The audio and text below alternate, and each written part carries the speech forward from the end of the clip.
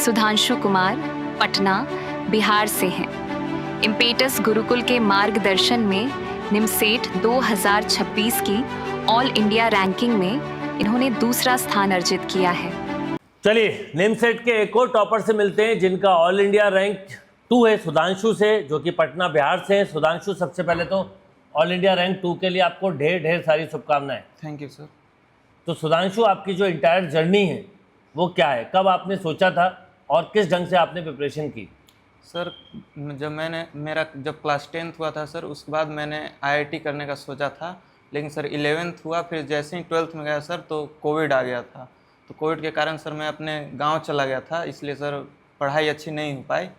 उसकी वजह से सर मेरा आईआईटी नहीं हो पाया। लेकिन उसके बाद सर मुझे एक्चुअली पता ही नहीं था सर कि कौन से कॉलेज में जाना है या फिर अब कौन सा कोर्स करना है।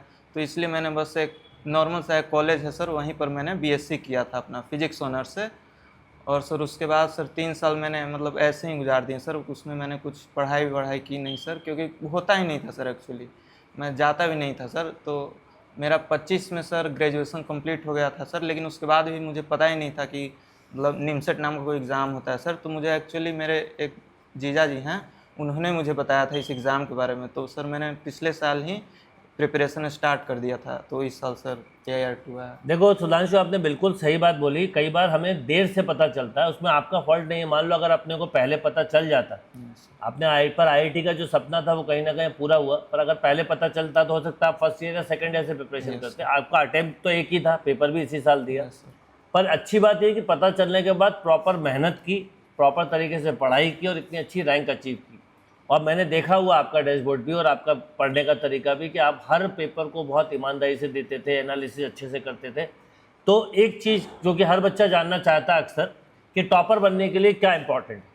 सर टॉपर बनने के लिए सर बहुत चीज़ इम्पोर्टेंट होता है सर। सबसे पहले तो सर आप अच्छी जगह ज्वाइन करें। मैंने सर इम्पेटस में ज्वाइन किया था तो सर आप बहुत सर मतलब पढ़ाते तो अच्छा हैं ही सर, लेकिन आप एक मैनेजर भी हैं सर। मुझे ऐसा लगता है कि आपको मतलब लोगों का इमोशन का पता होता है कि कब बच्चा पैनिक कर सकता है, कब नर्वस हो सकता है सर। इसीलिए सर मुझे आपका जो बात था सर वो बहुत अच्छा लगता था। जैसे एग्ज़ाम करीब आया तो मतलब सर नींद भी नहीं आने लगा था रात को, और बहुत मतलब पैनिक होता था क्या हुआ क्या नहीं सर। तो मैंने आपका सर तकरीबन हर एक स्पेशल सेशन देखा था कि how to decrease panic, how to not be nervous, तो वही सब सर। और सर उसके बाद आता है सर सिलेबस कवरेज। तो सर मेरा सारा सिलेबस कवर हो गया था सर आपकी वजह से और सीएम सर की वजह से। उसके बाद सर आता है मॉक टेस्ट, जो कि शायद सबसे इम्पोर्टेंट है। तो सर मॉक तो मैंने मतलब अगर छोटा बड़ा मॉक मिला करके देखा जाए तो मैंने तकरीबन 500 मॉक दिए होंगे आपके इम्पेटस। एक भी नहीं छोड़ा? एक भी नहीं छोड़ा था सर मैंने। मुझे एक्चुअली सर रिवीजन भी करना होता था ना किसी भी टॉपिक का या किसी सब्जेक्ट का, तो मैं मॉक ही देता था, क्योंकि सर वो एक टाइम का रहता है दिमाग में, तो सर अच्छा प्रैक्टिस होता है। क्योंकि सर फाइनल एग्ज़ाम में तो सर टाइम बाउंड होता ही है, तो इसलिए सर मैं रिवीजन भी उसी से करता था। और अगर कोई फार्मूला अगर याद नहीं आ रहा तो सर मैंने अपने हॉस्टल के सर जो वॉल था ना सर, उस पर सारा फार्मूला ये सब लिख रखा था, और सारा एक पेपर में अच्छा जो इंपॉर्टेंट फार्मूला जो ट्रिक रहता है वो सब लिख रखा था सर। इसलिए मुझे कभी रिवीजन ऐसे कॉपी पलट कर देखने का ज़रूरत भी नहीं पड़ता था। मैंने रिवीजन दीवारों से ही कर लिया था और मतलब वही मॉक टेस्ट देता था। ये बहुत अच्छी टेक्निक बताई। और सबसे अच्छी बात है, आप बिना भटके इम्पेटस के साथ जुड़े रहे, प्रॉपर टेस्ट देते रहे, प्रॉपर मटेरियल। तो आपका रूम का जो वो है ना एनवायरनमेंट, वो आपने ऐसा बना लिया था। यस तो सर। क्या क्या आपकी तरीका रहता था पढ़ने का, मतलब क्या क्या चीज़ें थी जो जिनको पेस्ट करते थे रूम में? क्योंकि कई बच्चे जानना चाहेंगे कि हमें अब पेस्ट करने को तो पूरी बुक कर लें, पर उससे कोई फ़ायदा नहीं। उससे किन चीज़ों को आपको लगता था कि ये इंपॉर्टेंट और लगाना चाहिए? सर जो एक सबसे जो इजी फार्मूला होता था सर, जो मतलब हमेशा याद ही रहता था, वो सब नहीं लगाने का ज़रूरत था सर। लेकिन जो थोड़े टेढ़े मेढ़े फार्मूला रहता था सर, जो कि थोड़े डिफ़िकल्ट, जैसे कि इलिप्स का जो नॉर्मल वाला हो गया, जो थीटा फाई वाला होता है, या फिर हाइपरबोला का हो गया, वो सब जो थोड़ा सा डिफ़िकल्ट साइड का होता है वो सब चिपकाया था। और जो एक दो मतलब जो क्लिक नहीं करता था वो जो क्वेश्चन एग्ज़ाम में, वो सब भी मैं लिख लेता था, ताकि एग्ज़ाम से पहले मैं देख करके जाऊँ क्या पता आ जाए। और सर बस वही जो नहीं करता है या फिर जो कोई इंपॉर्टेंट है वही फॉर्मूला। देखो, जो अभी आपने बात बोली ना, इसका सबसे अच्छा तरीका जानने का, ब्लैंक पेज पे लिखो। जो आपको आता है वो नहीं चिपकाना, वो तो आपको आता ही है, पर जो लिखने के बाद बचा, वो चीज आपने बुक खोली और समझी। और अक्सर ये होता है कि जो टॉपिक का एंड वाला पार्ट होता है वही हम भूल जाते हैं, है ना, उस कंडीशंस को भूल जाते हैं, उस मेमोरीज को। जैसे इंटीग्रल है तो आपको इंटीग्रल के बेसिक फार्मूले डिफरेंशियल वाले याद होंगे, 14 स्टैंडर्ड फार्मूला का, उससे रिलेटेड टाइप्स हो गई, या एडवांस टाइप हो गई, वो ऐसी चीज़ों को अगर आप लिखोगे और वो आते जाते दिखेंगी तो कहीं ना कहीं उसका फ़ायदा मिलेगा। बिल्कुल सर। कभी कभी कभी होता है सर कि मतलब कॉपी खोलने का मन नहीं कर रहा है, पढ़ने का मन नहीं कर रहा है, लेकिन जब आप देखते हो कि चारों तरफ फार्मूला है तो एक रिवीजन हो जाता है ऑटोमेटिकली। तो सर मेरा मतलब याद रहता था सर, हर फार्मूला याद था मतलब एग्ज़ाम तक। एग्ज़ाम में सर कभी कभी ऐसा लगा कि भूल गया, लेकिन सर ठीक ही हूँ। एक्चुअल में जो भी आपने बात बोली ना, मैं इसको ऐसे रिलेट करूंगा। देखना, आप जिस रूम में बहुत मिरर लगे होते हैं यस सर। या कभी हम होटल जाते हैं बहुत सारे, तो हम हर बार मिरर में अपने आप को देखते हैं, फिर ठीक करते हैं, ये करते हैं, ऐसा होता है ना। Yes sir. तो वैसे ही है कि अगर आपके एनवायरनमेंट में आप नहीं पढ़ रहे हो पर आपके चारों तरफ वही लगे तो आपको दिखेगा भी वही। मतलब जो अभी मैंने आपसे क्वेश्चन पूछा था कि टॉपर बनने के लिए क्या क्वालिटी होना चाहिए, तो वो सब जो टॉपर में क्वालिटी होनी चाहिए वो किया है, और यही रीज़न है कि ऑल इंडिया रैंक 2 भी आई। तो ये बताओ, जब आप मॉक देते थे, खैर मॉक में भी आपका स्कोर हमेशा ही टॉप में रहता था, तो कभी डर तो लगा नहीं मॉक से, कि लगा कभी? सर डर तो सर कभी नहीं लगा, मतलब ऐसा लगता था कि हो तो जाएगा, मेरा पता था, बट त्रिची मिलेगा या नहीं। या सर मेरा तो ड्रीम था सर मतलब ऑल इंडिया 1 लाना, एक्चुअली मेरा ड्रीम था, क्योंकि मैं सर मैनिफेस्ट करता था, मतलब जनवरी से ही मैं सोचता था कि सर आपके साथ इंटरव्यू में क्या क्या बोलूँगा, ये सब अब एक अवार्ड सेरेमनी होगा, वहाँ पर मुझे अवार्ड मिलेगा, मैं सर इमेजिन करता था सर, इसलिए सर मैनिफेस्ट हो गया है। तो मैं तो हमेशा बोलता हूँ कि आप देखो, पढ़ाते हो मैं हमेशा नहीं बोलता हूँ कि आप तैयारी करो, कि आपको ये मत सोचो सिलेक्शन होगा कि नहीं, इंटरव्यू में क्या बोलना है उसकी तैयारी करो, और कब बोलना है, किस स्टेज पे आके बोलना है, इसकी तैयारी करो। और जो अभी बोला ना कि फर्स्ट रैंक की तैयारी थी, तो फर्स्ट मतलब फर्स्ट और सेकंड, थर्ड, 10th 110 के में कोई डिफरेंस नहीं होता है, बट वो कहीं ना कहीं एक मन में फोकस था कि जनवरी से कि सर के साथ क्या बोलना है, सर के साथ बैठ के क्या करना है, अवार्ड फंक्शन में क्या करना है, वो आज सामने है। Yes sir. तो जब इस साल का निमसेट का पेपर देने गए, यस सर। तो क्या देख के क्या थॉट्स आए? सर जब मैंने मैथमेटिक्स का स्टार्ट किया सर, तो मुझे पहले 5 मिनट में पता चल गया था सर कि ये 25 या उससे भी थोड़ा सा डिफिकल्ट साइड का ही पेपर है। तो मैंने फिर उस हिसाब से मैंने अटेम्प्ट किया, मैंने मतलब एक्यूरेसी मेंटेन रखा था। मैंने 33 अटेम्प्ट किए थे और सारे करेक्ट हो गए थे मेरे। तो सर बस यही था। और मार्क फॉर रिव्यू सर, मैंने जब 10 मिनट बचा हुआ था तो मेरा सर ध्यान चला गया था उस पर कि मार्क फॉर रिव्यू और will not be consider for evaluation. तो सर इसलिए मेरा उसमें कुछ नहीं घटा। नहीं तो मैथ्स में आपके 33 अटेम्प्ट थे सर, सारे करेक्ट और सारे ही करेक्ट हुए, रॉन्ग हुए नहीं। फिर जब मैथ्स के बाद आप एलआर सेक्शन में पहुंचे तो सर जब एलआर में पहुंचा था तो सर मुझे लग रहा था कि सर मैथ्स से कम अटेम्प्ट हुआ, 33 ही किए हैं, और हो सकता है कि 1-2 गलत या 3-4 भी गलत हो सकता है। तो सर मेरा फोकस था कि अब रीजनिंग को अच्छा किया सर, लेकिन किस्मत खराब था सर, रीजनिंग भी मतलब हाई लेवल का ही आ गया था। तो उसमें भी मेरे सर अटेम्प्ट्स कम ही रहे थे, क्योंकि सर क्वांट भी इस बार तकरीबन 19 या 20 क्वेश्चन आ गए थे, और सर मैंने उतना क्वांट नहीं पढ़ा था, क्योंकि लगा था सर ये कम क्वेश्चन आता है तो उतना नहीं पढ़ा था। लेकिन सर उसमें मेरा मतलब 20 ही अटेम्प्ट हो पाया बेसिकली। वो एक्चुअल में क्वांट से ज़्यादा वो बेसिक मैथमेटिक्स था, डिफरेंट टाइप का, एक्चुअल में समझ ना ली। हाँ, तो उसमें कितने हुए आपके अटेम्प्ट? सर 20 अटेम्प्ट थे मेरे और एक गलत हो गया था सर। पर वो 20 अटेम्प्ट बहुत अच्छे थे, क्योंकि आपको एलआर का टाइम ही 30 मिनट मिला ना। यस अच्छा, फिर जब कंप्यूटर सेक्शन में आए तो क्या एक्सपीरियंस था? सर कंप्यूटर का सर मैं मतलब शुरू के 6-7 महीने सर मैंने तैयारी नहीं किया था, कंप्यूटर पढ़ता ही नहीं था बेसिकली सर, केवल मैथ पढ़ता था और वो बस सॉल्व करता था। और एक तो आपको बीएससी भी बैकग्राउंड था, तो कंप्यूटर था नहीं बीएससी नहीं, में, कंप्यूटर नहीं था सर। तो वो इंटरेस्ट भी नहीं ज़्यादा होगा। वो इंटरेस्ट भी नहीं था, कुछ पता भी नहीं था सर कंप्यूटर का, ABCD मुझे भी नहीं पता था सर। यहाँ सर सीएम सर से ज्वाइन किए तब सर मेरा मतलब थोड़ा थोड़ा बेसिक बिल्डअप होना स्टार्ट हुआ। फिर जब सर लास्ट में वो मैराथन लिए थे सीएम सर, उससे भी सर काफ़ी हेल्प हुआ। लेकिन फिर भी सर 15 अटेम्प्ट किए थे और 13 करेक्ट हुए थे शायद। हाँ, 13 करेक्ट हुए थे बस सर। पर 15 में 13 करेक्ट हुए थे, ये भी अच्छी बात है। तो जब आपका टोटल स्कोर बना 611.5, यस सर। अच्छा, जब पेपर दे के निकले यस सर। तो क्या थॉट था मन में? सर पेपर दे करके निकले तो सर खुश तो नहीं थे, सेटिस्फाइड नहीं थे, क्योंकि सर मतलब मॉक में तो सर और ज़्यादा अटेम्प्ट करते थे, इसलिए सर सेटिस्फाइड नहीं थे। हाँ, लेकिन पता था कि मतलब हो जाएगा, लेकिन सर 2 आ जाएगा इसका मुझे उम्मीद टूट गया था। उसका टूट गया था। पर जब 2 आया तो फिर कैसा लगा? 2 आया तब तो सर लगा कि हाँ मतलब इस साल का सच में पेपर टफ था, केवल हमको ही नहीं लगा था। हाँ, सबको सब मतलब था, नहीं तो कैसे 2 आता? Yes sir.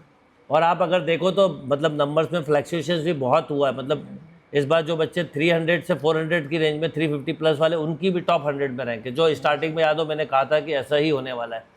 तो जब आप लास्ट में पेपर देते थे, अच्छा, पेपर का एनालिसिस कैसे करते थे? सबसे ज़्यादा मैं एक चीज़ फील करता हूँ, पेपर देने अकेला काम नहीं, उनका एनालिसिस अगर अच्छे से किया जाए तो स्कोर आने लगता है। तो क्या एनालिसिस का तरीका होता था? सर पेपर 2 से 4 देता था सर, तकरीबन पिछले 6 महीने में सर हर रोज दिया था, एक या दो एक दिन में, बल्कि कई बार मैंने देखा 2-2 3-3 पेपर भी दिए। शुरुआत में जब सब ज़्यादा था ना सर मॉक, तो मैंने सारा ख़त्म कर दिया था वो दे करके। तो 2 से 4 देता था, फिर 10 या 15 मिनट का ऐसे ही ब्रेक लेता था, और उस ब्रेक में सर मतलब मोबाइल फ़ोन यूज़ नहीं करता था सर। ऐसा लगता है कि सर मोबाइल फ़ोन यूज़ करने से दिमाग रिलैक्स होगा, लेकिन ऐसा नहीं होता है सर। मैं बस एक वॉक ले लेता था, फिर उसके बाद 4-15 में बैठता था एनालाइज करने के लिए। जो क्वेश्चन ईजी थे, जो मुझे 30 या 40 सेकंड में होगा, उस सब को मैं नहीं देखता था, लेकिन जो ईजी क्वेश्चन थे और वो मुझसे 1 मिनट वाला क्वेश्चन है, मान लीजिए 2 मिनट में होगा, तो उसको मैं दोबारा करता था और देखता था कि क्या ऐसा हुआ जो 1 मिनट एक्स्ट्रा ले लिया। और कुछ ऐसा था सर जो क्लिक नहीं किया, मान लीजिए कोई ऐसा रहता है ट्रिक, वो सर मैं नोट कर लेता था, ताकि एग्ज़ाम के 10-15 दिन पहले वो सारा मैंने तकरीबन 2 कॉपी भर दिया था सर, पूरे मॉक का वो एनालिसिस करके। और एग्ज़ाम के 2 महीने पहले से सर मैंने केवल वही पढ़ा था, जो गलतियाँ की थी। ये बहुत इंपॉर्टेंट बात बोली कि जो मॉक पेपर आप जब देते थे, तो उसमें जैसे मान लो कोई क्वेश्चन 1 मिनट में हो रहा है, ठीक है, पर 2 मिनट में हो रहा है और वो 1 मिनट में हो सकता है, तो वजह क्या है? Yes sir. या कोई चीज़ नहीं बनी? क्योंकि एनालिसिस स्किल कई लोगों को नहीं, एनालिसिस का मतलब पेपर सॉल्व करना नहीं होता। नहीं सर। एनालिसिस का मतलब होता है जो हमने सॉल्व किया है, जो क्वेश्चन हमको बाई चांस बने पर वो टाइम टेकिंग लिए हैं, तो उसको हम कैसे शॉर्ट में कर सकते हैं। Yes sir. तो मैथ्स, एलआर, कंप्यूटर तीनों का एनालिसिस करते थे आप? यस सर, तीनों का करते थे सर। और सर का कोई भी क्वेश्चन ऐसा होता है जो बहुत ही मतलब अजीब रहता है, बहुत डिफिकल्ट, तो वो सर उस पर ज़्यादा ध्यान देने का ज़रूरत भी नहीं है, क्योंकि वो इसीलिए दिया जाता है कि इसमें आपका टाइम वेस्ट हो। हाँ। इसलिए मैं वो सर इग्नोर कर देता था कि जाने दो, मुझे एक्चुअल एग्जाम में भी नहीं करना है वो क्वेश्चन, इसलिए मैं वो सब छोड़ देता था। और मैंने यही बात बोली थी, आपको याद हो कि 25 में बच्चा टॉपर वो नहीं है जिसने 50 किए, बच्चा टॉपर वो है जिसने सही किए। और 33 मार्क्स मैथ्स के करने वाले ही टॉपर था, और बाई चांस की बात है इस बार भी आपके 33 हो, क्योंकि अब 50 वाला पेपर नहीं था, ये 15-16 क्वेश्चन तो एक्चुअल में। अभी मैंने इस बार जब बैच स्टार्ट किया, तो मैंने सबसे पहले ना बच्चों को 26 का पेपर डिस्कस करा। उसके पहले मैंने क्या करा कि 9th-10th की मैथ्स को पढ़ाया, और उसके बाद क्वेश्चन डिस्कस किए, रिलेट किए कि कैसे बेसिक आना जरूरी है। Yes sir. और 36 क्वेश्चन बने, पर 14 क्वेश्चन ने बहुत टाइम लिया। Yes sir. अच्छा, करीब करीब 15 क्वेश्चन तो ऐसे थे पेपर में, अगर आप उनमें उलझ गए यस सर, तो आपके 20 भी नहीं हो सकते थे, और अगर आप उनसे बच गए तो आपके हो सकते थे। वो उसमें अगर आप उलझ गए तो आपका पूरा एग्जाम खराब चला जाएगा। अब रीजनिंग भी हो सकता है आपका खराब हो जाए, अब कंप्यूटर भी हो सकता है खराब हो जाए, क्योंकि वो सर एक रहता दिमाग में कि मैथमेटिक्स खराब चलेगा, वो प्रेशर आ जाता है एक्स्ट्रा। और 30 मिनट या रीजनिंग को भी, तो उसमें भी अगर आपके ऊपर प्रेशर आ गया तो आप खराब ही परफॉर्म करोगे। और एक्चुअल में मैथ्स के बाद जब एलआर आता है तो हम कहीं ना कहीं वो दिमाग में तो चलता ही रहता है। यस सर, एक हैंग। पर अच्छी बात ये थी कि आपके मैथ्स में 33 होने के बाद ये तो था कि चलो अच्छे अटैम्प्ट हो गए, तो एक कॉन्फिडेंस बिल्ड हो गया। फिर उसके बाद एलआर पहुंचे, एलआर में भी अटैम्प्ट अच्छे हुए, और कंप्यूटर में भी। तो आप ये बताओ सुधांशु, आप अपने जूनियर्स को क्या स्ट्रॉन्ग मैसेज देना चाहोगे जो सबसे ज़्यादा इस बार ध्यान रखें? अगर उनको टॉपर बनना है तो उनके लिए क्या मैसेज होगा? देखिए सर, अगर किसी को टॉपर बनना है सर, तो सबसे पहले तो सोचना पड़ेगा टॉपर जैसा कि मेरा आ सकता है। अगर आप सोचोगे ही नहीं कि नहीं आ सकता है, तो कोई चांस नहीं है कि आपका आएगा। इसलिए सर पहले तो सोचना इंपॉर्टेंट। और उसके बाद सर कि निमसेट का जो मैथमेटिक्स का लेवल है सर, पिछले 2 साल में ऑब्जर्व किया कि सर बहुत हाई हो गया है। मतलब जेईई मेंस की तरफ तो कम से कम चला जाता है कभी कभी, इसलिए सर अब उस लेवल का प्रिपरेशन भी करना पड़ेगा। बिल्कुल सही बात है। एक्चुअल में जैसे तुमने बोला ना कि मैं जनवरी से सोचने लगा था कि मुझे इंटरव्यू में क्या देना है, बोलना है, रैंक फर्स्ट लानी है, तो जब तक आप वो फील अंदर करना चालू नहीं करोगे, जब तक वो रैंक भी नहीं आएगी। आप एक तरफ बोल रहे हो रैंक 1 लाना है, पर अंदर से उसके लिए वो नहीं हो पॉजिटिव, तो उसका कोई मतलब नहीं है। मतलब जब ये कि जब आप ऐसा बोल भी रहे हो, ऐसा सोच भी रहे हो, और ऐसा एक्शन भी ले रहे हो, फील भी करें कि मैं हो गया। फील भी करें। अब एक चीज़ हो गई, मान लो आपने सोचा मुझे रैंक 1 लानी, पर आप पढ़ तो 4 ही घंटे रहे हो, 4 घंटे मोबाइल चला रहे हो, है ना, रील चला रहे हो। आप अपने एनवायरनमेंट को भी वैसा क्रिएट करो। मतलब एक होता है, पहला होता है थॉट कि मुझे रैंक लानी है, दूसरा बात होता है उस ढंग से पढ़ाई करना, तीसरा वो एनवायरनमेंट क्रिएट करना जो टॉपर के पास होना चाहिए, जो मुझे लगता है। यस और नो? यस सर, बिल्कुल सर। क्योंकि अगर वो जब तक ऐसा नहीं करेगा, और कभी भी टेस्ट में अप डाउन हो परफॉर्मेंस, जैसे आप ये भी बताओ, कई बच्चे स्ट्रेस ले रखते हैं, परफॉर्मेंस अप डाउन होती है, तो उसको कैसे हैंडल करना चाहिए? सर कभी कभी मार्क्स डाउन होते थे सर, तो और वो सीखने का फेज़ होता है, क्योंकि सर पेपर हो सकता है बहुत ही डिफिकल्ट आ जाए, तो उस हिसाब से भी आपको तैयारी करना पड़ेगा। इनफैक्ट अगर पेपर डिफिकल्ट है तो और अच्छा ही है, क्योंकि आपका अगर अटेम्प्ट कम रहा तो बस आपको एक्यूरेसी मेंटेन रखना, आपको बहुत अच्छा रैंक आ जाएगा। इसलिए सर पेपर उम्मीद कीजिए कि डिफिकल्ट ही हैं, ताकि कम बनाना पड़े। बिल्कुल सही है। मैं यही कि टफ पेपर होगा तो अच्छा होगा, क्योंकि टफ पेपर में पढ़ने वाला बच्चा सिलेक्ट होता है। इजी पेपर में कुछ समय पढ़ने वाला बच्चा भी कई बार फाइट मार जाता है। अगर टफ पेपर है, आप देखो इस बार जो बच्चे साल भर मेहनत किए हैं उनको ऐसा उम्मीद नहीं था कि रिजल्ट आएगा, पर उनका ही आया है। Yes sir. जिन बच्चों ने प्रॉपर नहीं पढ़ा, इधर उधर करते रहे, कुछ कुछ करते रहे, भटकते रहे, उनके साथ बहुत गड़बड़ हुई।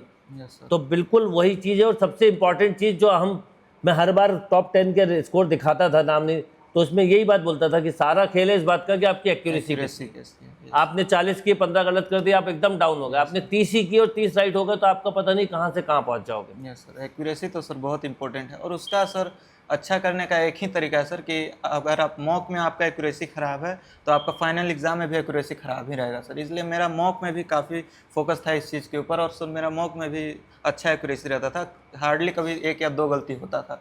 तो इसीलिए वही सर हुआ है, एग्ज़ाम वो में भी रिफ्लेक्शन वही है। आप जो मॉक कर रहे हो, और क्योंकि मैंने मॉक बनाए भी ऐसे थे कि वो निमसेट के लेवल का ही मॉक था, उससे अच्छे ही थे मॉक का। तो अगर आप यहाँ मॉक में गलती नहीं कर रहे हो तो वहाँ पे भी नहीं करोगे, यहाँ हो रही तो वही गलतियाँ फिर वहाँ हो जाती हैं। बिल्कुल सर, वो तो सर हर जगह यही होता है सर। मान लीजिए कोई बॉलर है, वो नेट प्रैक्टिस में अगर नो बॉल डालता है तो फाइनल में भी नो बॉल डाल देगा, उससे बहुत नुकसान हो सकता है। बिल्कुल सही बात है। अच्छा, एक बात और बताओ कि जूनियर्स को आप क्या बोलोगे कि क्या नहीं करना चाहिए, क्योंकि आज की डेट में बहुत ज़्यादा यस सर। मिसगाइड भी कर देते हैं कई लोग, फिर बहुत सारी चीज़ें सोशल मीडिया वगैरह का से डिस्टेंस भी, तो किन किन चीज़ों का स्पेशली ध्यान रखना चाहिए? सर सबसे पहले तो सर होता है कंसिस्टेंसी। अगर आपको 1 साल तैयारी करना है, जो कि 1 साल काफ़ी होता है इस एग्ज़ाम के लिए सर, 1 साल आपको तैयारी करना है। भले ही आप अकेले, आपको सबसे पहले तो आपको रहना पड़ेगा, आपको परिवार से दूर, या फिर परिवार में भी है तो आपको एक सेपरेट रूम आपको रखना पड़ेगा जहाँ आपको कोई डिस्टर्ब ना करे, ना माँ ना बाप, कोई भी नहीं डिस्टर्ब करे। और कहीं से मान लीजिए फ़ोन कॉल आ रहा है कि भाई आ जाओ यहाँ से, यहाँ फंक्शन है आ जाओ, तो आपको नहीं अटेम्प्ट करना है वो सब। मेरे सर भी ऐसा बहुत हुआ सर कि मैंने बहुत फंक्शन छोड़ दिए थे। लोग बोले एरोगेंट हो गया है, ईगोइस्टिक हो गया, लेकिन सर मैंने मतलब फोकस ही नहीं किया उस चीज़ पे। लेकिन अब सर रिजल्ट आ गया तो सारे लोग समझ गए हाँ भाई कुछ कर रहा बल्कि था। वो लोग जो कह रहे थे वो आज वही मैंने हमेशा देखा। देखिए आज आप 4 प्रोग्राम में चले गए और रिजल्ट नहीं आया तो वो लोग क्या बोलते हैं कि यार इसका रिजल्ट आ ही नहीं सकता था, ये तो हर प्रोग्राम में रहता था। पर आप नहीं गए और रिजल्ट आ जाए तो वो यही स्टेटमेंट होता है जो कि अरे यार ये नहीं आया, पढ़ रहा था। और अप्रिशिएट करते हैं कि ये बच्चे का तो होने ही, क्योंकि ये मेरे इतने बड़े प्रोग्राम में भी नहीं आया, बिल्कुल चिंता नहीं की, तो इसने पढ़ाई की। तो आप अपने सराउंडिंग में क्या वर्ड देते हो ये डिपेंड करता है आपकी परफॉर्मेंस से। क्योंकि लोगों को किसी चीज़ से मतलब नहीं, उनको एंड रिजल्ट चाहिए, वो है आपका परफॉर्मेंस, रिजल्ट है। अगर आपने अच्छा, आज मान लो कोई बच्चा बहुत मेहनत करके अच्छा कर रहा है फिर भी रिजल्ट नहीं आया तो लोग उसकी मेहनत को नहीं देख सकते। नहीं सर, कोई नहीं देखता मेहनत। जो होगा, जैसे अभी वैभव सूर्यवंशी को देखा आपने, वो वहीं झारखंड में ही प्रैक्टिस करी है उसने, है ना। Yes sir. अच्छा खेल रहा है तो नाम है, मतलब वो कैसे शॉट मार रहा है कुछ नहीं, पर वही 4 मैच में अच्छा नहीं खेलेगा तो वो तो सारा खेल इस बात का है कि आपकी परफॉर्मेंस कैसे। पर उसके पीछे की मेहनत बहुत इंपॉर्टेंट है। जैसे मैं वैभव सूर्यवंशी का जब पढ़ रहा था, आप तो वहीं के हो तो बहुत न्यूज़ पढ़ते होगे कि हजार बॉलों की दिन भर प्रैक्टिस करता था। मतलब वो कोई एक दिन की मेहनत नहीं है कि एक दिन में सब आ गया। जैसे आपने जो 11th 12th में थोड़ी IIT की पढ़ाई की, फिर पूरे साल एक रूम में अपने आप को बंद किया, अपने रूम को ऐसा बना लिया कि बिल्कुल फोकस पढ़ाई पे, ये है रिजल्ट का तरीका। तो बच्चों को इस बात का बहुत ध्यान रखना चाहिए। और सोशल मीडिया को लेके, इंस्टाग्राम को लेके किस किस पे थे आप, कौन कौन से प्लेटफॉर्म पे थे?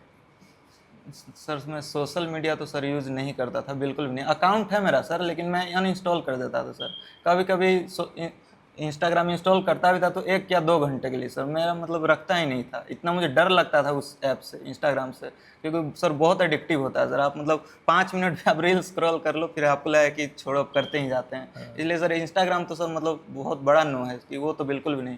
और इंस्टाग्राम के अलावा भी सर यूट्यूब हो गया, फिर कोई भी सा भी हो गया, वो सब भी सर बहुत खतरनाक होता है सर। क्योंकि आप जब कोई वीडियो देखते हैं आपको लगता है कि आपको सीख रहे हैं, लेकिन वो ऐसा होता नहीं सर, वो बस टाइम पास ही होता है सर। आपको एक डोपामिन हिट मिल रहा है, इस वजह से आप उसको देख रहे हैं। इसलिए सोशल मीडिया से तो सर बिल्कुल भी दूर रहना। एक्चुअल में जब हम कॉम्पिटिटिव एग्जाम की तैयारी कर रहे हैं तो होना चाहिए। जैसे एक बच्चा है, मुझे उसने बताया मैं सर बहुत मोटिवेशनल वीडियो देखता हूँ दिन भर में 50। मैंने कहा उससे एक्शन, कुछ एक्शन नहीं।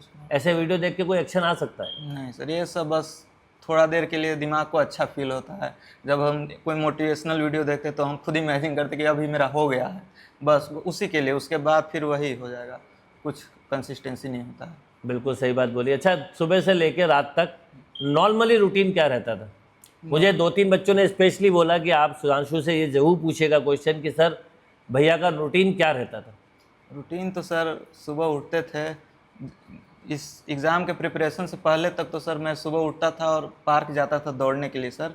लेकिन जब पिछले 6 महीने से सर मैं जब सुबह उठता था तो सोचता था कि पार्क जाने से अच्छा 1-2 घंटे पढ़ ही लेते हैं, तो सर मैं पढ़ने बैठ जाता था। और उसके बाद फिर सर खाना होता था 12 बजे के आसपास, फिर उसके बाद मेरा 2 बजे मॉक टेस्ट होता था, 2 से 4 मॉक टेस्ट देता था। उसके बाद सर 4:20 या 4:15 से मॉक को एनालाइज करता था, फिर उसके बाद 15-20 मिनट का ब्रेक, फिर पढ़ने बैठ जाता था और फिर खा करके सो जाते थे। तो वो जो अपना दोपहर में रोज इम्पीटस का मॉक टेस्ट होता था। अच्छा ये बताओ मुझे आप कि ये जैसे आपने बोला सुबह से रात तक मैं पढ़ाई करता था, राइट? आपने रूम भी अलग लिया था क्या? ये सर सिंगल रूम था मेरा। अलग से लिया था? Yes, sir. मतलब फैमिली के साथ नहीं थे? हॉस्टल में रहते थे सर। अच्छा, तो वहाँ अपनी सुबह से लेकर रात तक पढ़ाई करते? कोई डिस्टर्ब नहीं करता था, अकेले रहते थे सर।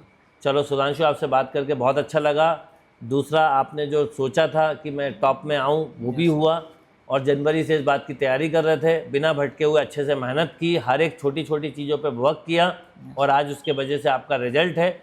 और आप बहुत लोगों के लिए रोल मॉडल का काम करेंगे, तो जूनियर्स को हमेशा सही गाइडेंस दें, उनको बताएं कि किस समय पे क्या चीज़ें इंपॉर्टेंट है।